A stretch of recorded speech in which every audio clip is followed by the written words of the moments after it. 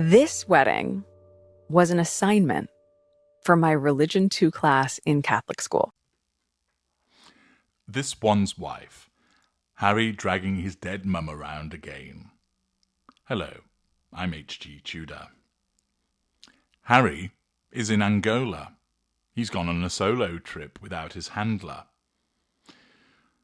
Francine Woolvis and Charlotte Griffiths of the Daily Mail report that Prince Harry received a warm reception after landing in Angola to raise awareness of uncleared explosive landmines left behind by a devastating civil war. The royal, who made the trip to the African state without his wife, this one's wife, is set to walk across a landmine field, just as his late mother, Diana, Princess of Wales, did 28 years ago for the Halo Trust, for which Harry serves as patron. Harry is understood to have travelled solo without the Duchess of Sussex after deciding it was too dangerous for her to join him. More about that in a separate video. After landing at Luanda Airport, the royal was seen shaking hands with President Lourenço and sitting with other dignitaries to discuss the continuation of demining efforts. In case you weren't aware, Angola is in southwestern Africa along the Atlantic coast. It was ravaged by a brutal 27-year civil war until 2002, and the country is still grappling with the legacy of landmines, with millions buried across the countryside. As part of its mission to create a mine-free country, Halo has cleared more than 123,000 landmines since 1994 and works to transform former war zones into farmland, national parks, and safe villages. Now, Harry claims that this, of course, is something that is important to him. So important that he was last there 6 years ago, and before that, in 2010. So in the last 15 years, he's made 3 visits. Okay.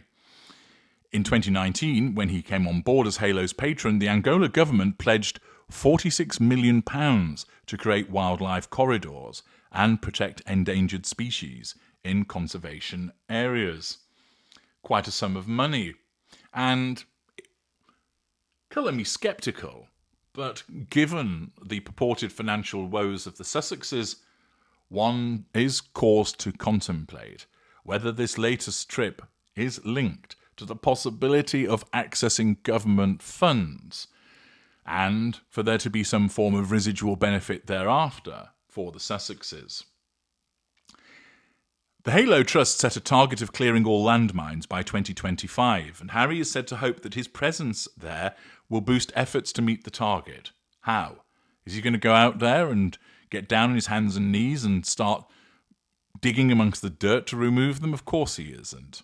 What he's looking to do is to try and tap into some lovely government funding, undoubtedly ensuring that some of it finds its way into the Sussex coffers also. After all, it's clear that he's hoping to generate publicity so that this will encourage more donations from the Angola government. It's quite see-through, really, and this is what he and this one's wife regularly engage in when it comes to their charitable works. For this one's wife, she has no interest in charity other than what it serves for her. Namely, it allows her to control people by virtue of them saying, oh, isn't she great? She gets involved in these charitable and philanthropic efforts. She naturally receives positive fuel from people praising her in relation to her involvement in philanthropy. It allows her to manage a facade of being a kind person. And there's the potential residual benefit of utilisation of financial donations along the way. After all, as we know, with Archwell being registered in Delaware, that 95% of its income can be applied elsewhere.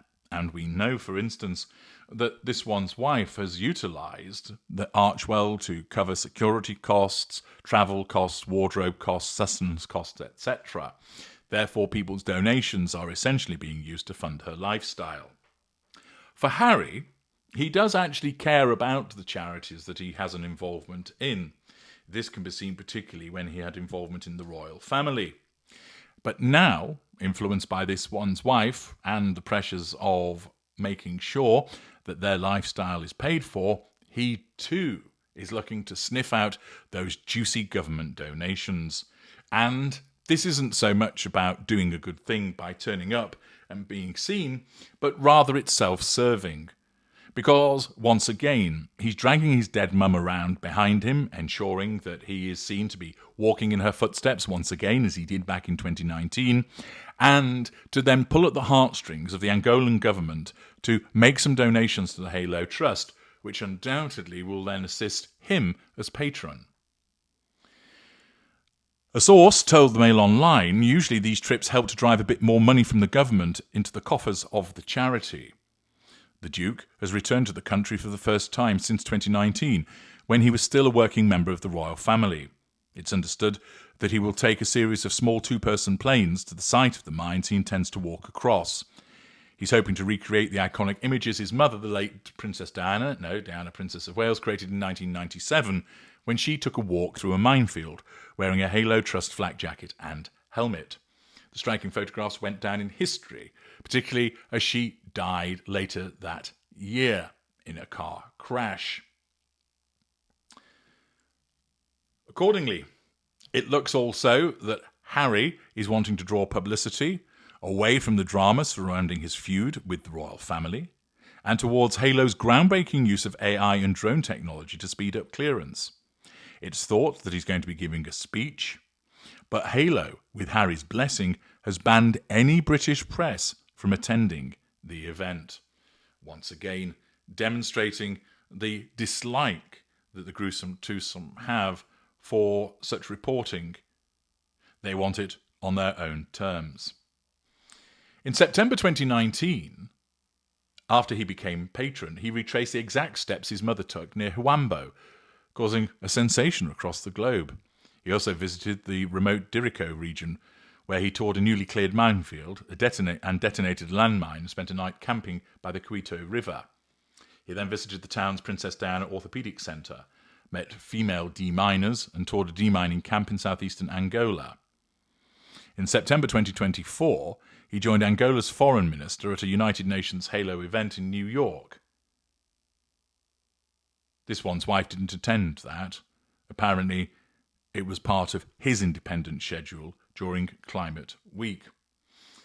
Accordingly, she's not there, more about that separately, and Harry has decided that as a jaunt off to Angola with all the associated costs, as once again he's utilising the memory of his mother. He never ceases to do so, demonstrating how this man-child is unable to let go. And undoubtedly he's utilising the memory of his mother for the purposes of ensuring that there's a bit of a shakedown from the Angolan government so that money flows into the coffers of the Halo Trust. Undoubtedly this will benefit the Trust, but do not lose sight of the fact that the only reason that Harry is there is, one, to escape his wife, so he can breathe a little, and two, because there's something in it for him. Because these pair of grifters utilise charity to ensure that their own coffers are lined also.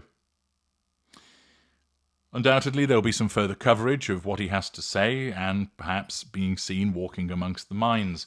But Harry has gone to Angola, but naturally he has to drag his dead mum behind him again. I'm H.G. Tudor. Thank you for listening.